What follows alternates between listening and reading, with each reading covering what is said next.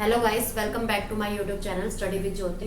तो आज का टॉपिक है हमारा कंडीशनल प्रोबेबिलिटी। ठीक है, इससे पहले हमने क्या क्या पढ़ा था, एडिशनल थ्योरम पढ़ी थी, ठीक है, प्रोबेबिलिटी की, और उसकी एक्सटेंशन थ्योरम भी पढ़ी थी। मतलब अगर वो एन टाइम्स अगर जाता है तो उसकी प्रोबेबिलिटी क्या आएगी, एडिशनल थ्योरम जो हमने करी थी लास्ट टाइम, और कुछ क्वेश्चंस भी करे थे। ठीक है, तो आज का जो टॉपिक है वो है कंडीशनल प्रोबेबिलिटी। तो अब देखो, इसके वर्ड से ही हम मतलब समझते कि कैसे हम इसको रिलेट कर सकते हैं इसी वर्ड से। ठीक है, तो यहाँ पे देखो क्या है, कंडीशनल प्रोबेबिलिटी। अगर हम इसको थोड़ा सा ब्रेक करते हैं तो कैसे हो जाएगा, कंडीशन एंड ए एल। ठीक है, तो ए एल का तो अभी भूल जाओ आप, हम आते हैं केवल कंडीशन में। ठीक है, और दूसरा वर्ड हमारे पास है प्रोबेबिलिटी, जो आपको ऑलरेडी पता है, राइट।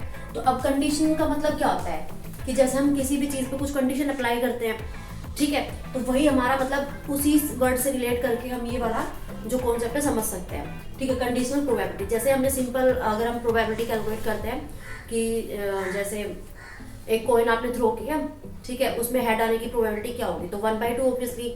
ठीक है, तो अब इसमें क्या की कंडीशन दी हुई है आपसे कि कंडीशनल प्रोबेबिलिटी मतलब कुछ कंडीशन गिवन होगी ऑलरेडी।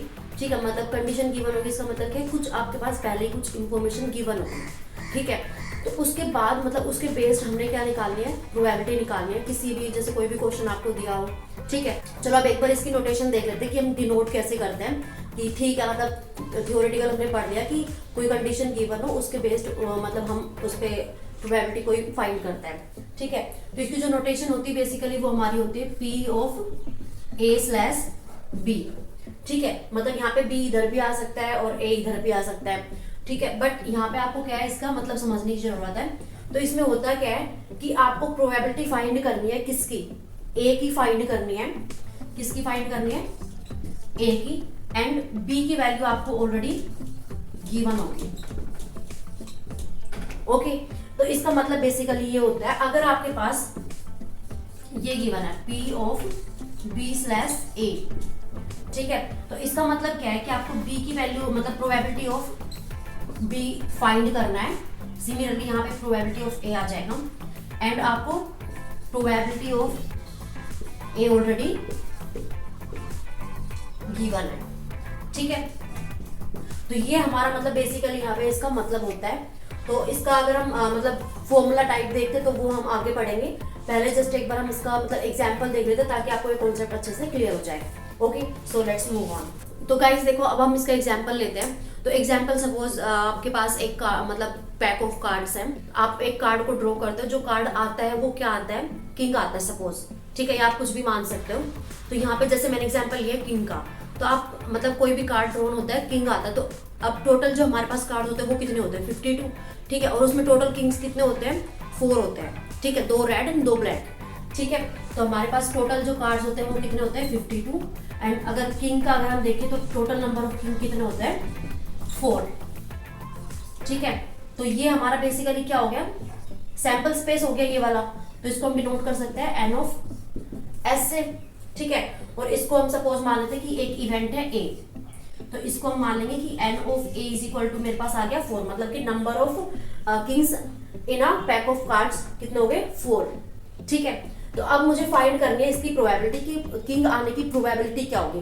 ठीक है, टोटल तो हमारे पास हो गए 4 किंग्स टोटल, बट हमें क्या फाइंड करना है, प्रोबेबिलिटी। प्रोबेबिलिटी का मतलब क्या है कि हमें P ऑफ A फाइंड करना है यहाँ पे। तो P ऑफ A मतलब प्रोबेबिलिटी आप इजीली कैलकुलेट कर सकते हो, राइट। वो हमारे पास कैसे निकल जाएगी, P of A is equal to, जो हमारे पास यहाँ पे नंबर ऑफ किंग्स के मतलब कितने है यहाँ पे, मतलब फेवरेबल आउटकम्स जिसको आप बोल सकते हो, 4, एंड टोटल नंबर ऑफ जो हमारे पास पॉसिबल आउटकम्स होते हैं वो कितने यहाँ पे, 52।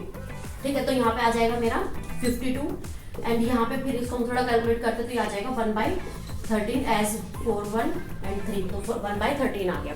ठीक है, तो अब ये हमारी होगी नॉर्मल प्रोबेबिलिटी। अब हम आते हैं कंडीशनल प्रोबेबिलिटी।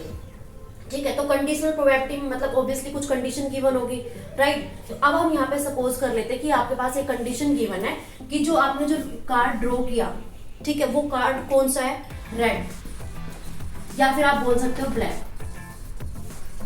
मतलब आपने जो कार्ड ड्रॉ किया है वो रेड है या फिर ब्लैक है, हम यहाँ पे मान लेते हैं रेड। ठीक है, तो रेड में अब प्रोबेबिलिटी किसकी निकालनी थी, मुझे किंग की निकालनी थी। अब देखो हमारे पास 26 तो रेड कार्ड्स होते हैं, 26 ब्लैक कार्ड्स होते हैं, ये आई थिंक आपको पता होगा ऑलरेडी। ठीक है, तो ये मुझे एक्सप्लेन करने की जरूरत नहीं है। तो अब यहाँ पे मुझे क्या देखना है, किंग आने की प्रोबेबिलिटी देखनी। तो अब देखो मेरे पास एक इंफॉर्मेशन है कि मैंने जो कार्ड ड्रॉ किया वो रेड वाला है, ठीक है। अब रेड में मुझे किंग आने की प्रोबेबिलिटी देखनी है। तो रेड में जो किंग, अब देखो हम ना यहाँ पे क्या देख रहे थे, नॉर्मल प्रोबेबिलिटी में जो हमारा सैंपल स्पेस था वो ये वाला था, ठीक है। बट जो अब हमारा जो सैंपल स्पेस हम जिसको कंसिडर करेंगे वो हमारा होगा ये वाला, इसको हम सपोज S1 से नाम दे देते हैं, ठीक है। तो ये अब हम इसको सैंपल स्पेस मानेंगे हमारा अपना, इसके बेस्ड हम प्रोबेबिलिटी निकालेंगे किंग की। तो 26 में 2 ही किंग होंगे, ऐसे मतलब हमारा सॉरी रेड में 2 किंग, ब्लैक में 2 किंग, ठीक है। बट हम देख रहे हैं रेड वाला, ठीक है। तो यहाँ पे अब हमारी जो प्रोबेबिलिटी होगी किंग आने की वो हमारे नंबर ऑफ सपोज A1 मान लो इसे, यहाँ पे हो जाएगा 2, मतलब 2 किंग्स होंगे, ठीक है। अब इसकी प्रोबेबिलिटी निकालेंगे हम A1 की, तो वो हमारा क्या हो जाएगा n of A1 divided by n of S1, ठीक है। तो अब जस्ट इसमें फॉर्मूला मतलब वैल्यूज पुट करनी है। तो n ऑफ A1 कितना था हमारा 2 divided by n of S1 is 26, ठीक है। तो ये हमारा हो जाएगा 1 3, तो ये भी हमारी प्रोबेबिलिटी आ गई 1/13, ठीक है। तो ऐसे हम मतलब देखते हैं कि जो आपको कंडीशन दे रखी है वही हमारा फोकस मेनली होना चाहिए कंडीशनल प्रोबेबिलिटी में, मतलब पूरे उसमें यही एक्सप्लेन किया गया है, ओके। तो अब एक और एग्जांपल जैसे मैं आपको दे देती हूँ, इसका मतलब थोड़ा होमवर्क टाइप या फिर कुछ क्वेश्चन समझ लीजिए।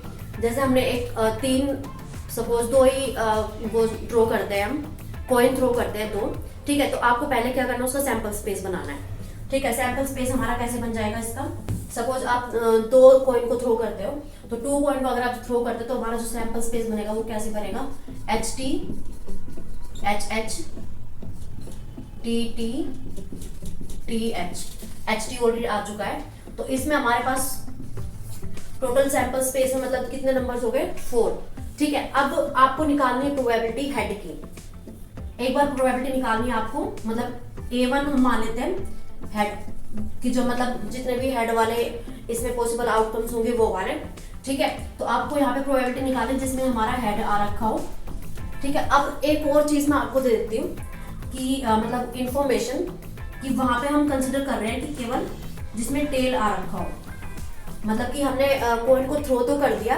बट वहां पे हम यही देखेंगे कि जहाँ पे एक बार एटलीस्ट मतलब कम से कम एटलीस्ट एक बार टी आ रखा हो, ठीक है। मतलब कि एक बार टेल आया हुआ हो, तो उसके बाद आपको कैलकुलेट करनी है प्रोबेबिलिटी एच आने की, मतलब उसको हम मान लेते हैं A2, ठीक है। तो इसके बाद जो सैंपल स्पेस बनेगा वो मेरा क्या हो जाएगा, थोड़ा सा मतलब हिंट दे देती हूँ आपको, S1 मान लेते हैं इसको, ठीक है। तो इसका सैंपल स्पेस मतलब एटलीस्ट टी, मतलब एक बार तो कम से कम टी आना ही आना चाहिए, और 2 बार भी आ सकता है, ठीक है। तो एटलीस्ट एक बार टी मतलब कौन कौन से हो जाएंगे, एक तो ये वाला HT एंड यहाँ पे ये वाला आएगा नहीं क्योंकि यहाँ पे एटलीस्ट टी बोला, मतलब कम से कम एक बार तो आने आना चाहिए, तो ये दोनों आ जाएंगे इसमें TT एंड TH, ठीक है। तो अब हमारे पास जो सैंपल स्पेस बना है ये वाला है। अब आपको यहाँ पे प्रोबेबिलिटी निकालनी है हेड आने की, ठीक है। P ऑफ A2 मैंने माना है, मतलब हेड आने की प्रोबेबिलिटी आपको निकालनी है इसमें से। तो इसका आप आंसर कमेंट बॉक्स में करना, तो इससे पता चलता है कि आपको कॉन्सेप्ट जो समझ में आया है नहीं आया, या फिर मुझे दोबारा एक्सप्लेन करने की जरूरत है, मतलब जैसे कोई डाउट्स वगैरह होंगे वो वाले, ठीक है। सो या guys that's all about this concept. अब जो नेक्स्ट हमारा मल्टीप्लिकेशन थ्योरम आते हैं वो हम नेक्स्ट लेक्चर में देखेंगे, ओके। सो आई होप आपको ये वाला लेक्चर क्लियर हो गया होगा। नेक्स्ट हम कंटिन्यू करते हैं नेक्स्ट लेक्चर में, okay. Till then bye bye, take care.